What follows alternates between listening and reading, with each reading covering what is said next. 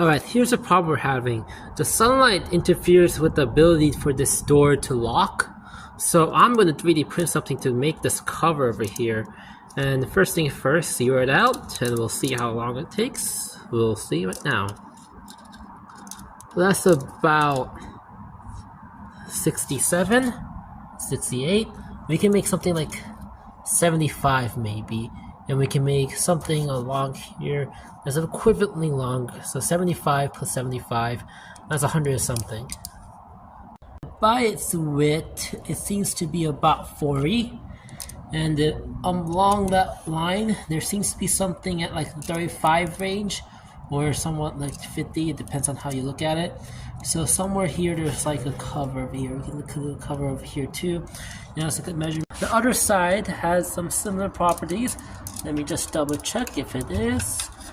It's about 70 again, 75, and maybe we need to do a little bit of bulkiness, but it looks about the same, about 40, 45, depending on how you look at it.